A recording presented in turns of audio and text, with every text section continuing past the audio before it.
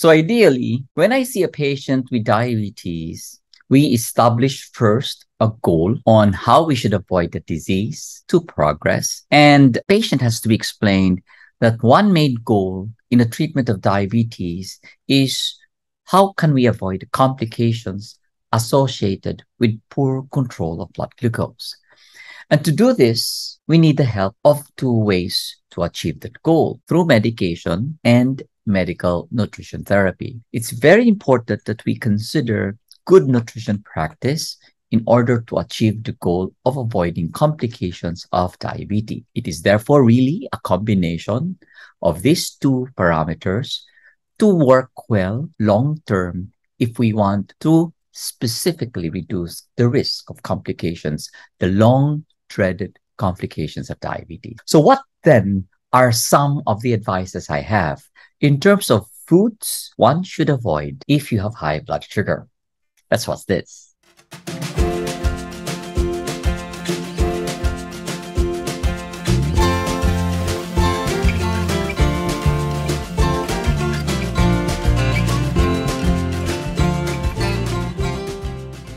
First, the starches.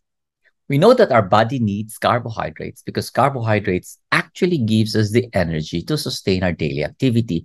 But it's very critical that we have to choose wisely. Try to avoid white rice or white bread, breakfast with cereals, with little whole grains and lots of sugar.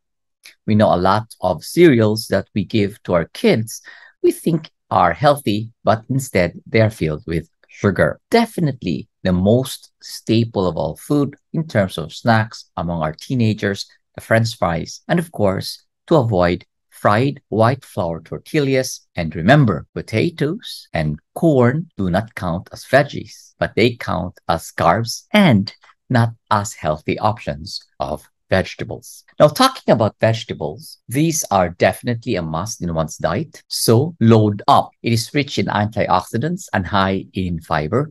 Importantly, veggies have little fat or salt unless you add them. We always advocate the intake of fresh vegetables, eaten raw or lightly steamed, roasted or grilled.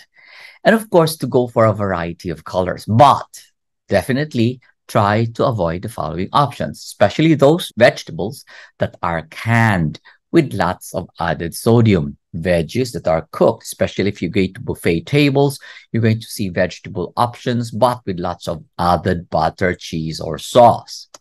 Of course, we love to eat pickles. Remember, pickles should try to be avoided, especially if you have diabetes, because you need to limit sodium. Limit them specifically if you have also concomitant high blood pressure. Now, how about fruits? We all know that most of my patients think that fruits are healthy and therefore they should be served in unlimited amounts. Unfortunately, that's not true. The problem with the intake of fruit is the quantity. Remember, fruit is another source of carbohydrates, and therefore too much of fruits can increase your blood glucose because fruit is made up of fructose. But we know fruits are rich in vitamins, minerals, and fiber, and most are naturally low in fat and sodium. So for me, fresh fruit is the way to go. I limit it to one fruit after each meal and try to avoid the following, especially those which are processed or prepared as canned fruit with heavy syrup made of sugar, or any forms of regular jam, jelly, and preservatives made of fruits. And worst for me are the options of fruit punch, fruit drinks, and fruit juice. Usually I tell my patients, if you want to do something about the fruits, a whole fruit is better than puree. Puree is better than juice. Again, go for the whole fruit. Protein, as we know, is very important. Protein is the one that builds up muscle and strength. Okay, it gives you the endurance. Now, white meat like fish and seafood is the best, as well as plant-based proteins. I usually recommend my patients to increase their protein intake to 20% of the whole proportion of calories for the day. Specifically, plant-based protein like the beans, the nuts, the seeds, and especially tofu. Watch out for my video on the benefits of tofu as a very good source of protein for muscle buildup and muscle strength. Likewise, in terms of protein, I usually ask my patients to avoid the following, specifically fried meats, including processed canned meats, or higher cuts of meat, such as ribs or pork, bacon, or anything that is deep fried, including deep fried fish. In terms of dairy, it's really okay for my patients to take dairy, but I always advise them to keep it low in fat. And if you want to splurge, keep your portion small. If you need oil for cooking, all I can advise is to avoid anything with trans fat in it. It's bad for your heart.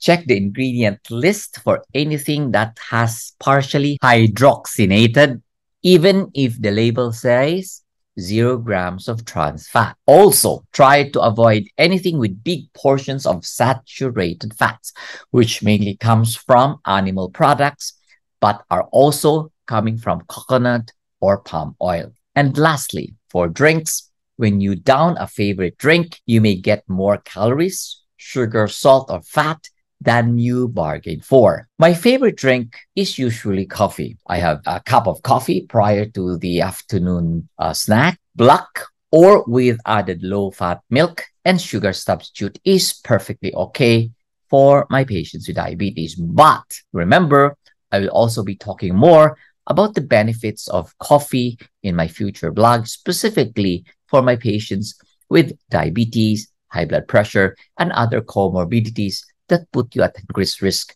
of heart disease. So in short, my simple advice to my patients with diabetes, specifically in terms of food, is you can eat anything you like. Talk with your physician in terms of the amount of carbs, protein, and fat in your daily meal. Likewise, try to read the labels so you know what are being served. I always advise my patients to avoid, number one, regular sodas, regular beer, fruity mixed drinks, dessert wines, or any sweetened tea, specifically the fad nowadays, milk tea. Flavored coffees and chocolate drinks, specially offered in coffee shops, cappuccino or whatever, are added with it some cream and sugar and caramel. So in short, I always advise my patients to eat a very well-balanced diet, a plate full of carbs, meat, serving of fruit, and vegetables in a plate method for breakfast, lunch, and dinner. And for snacks, I usually advise my patients to either take nuts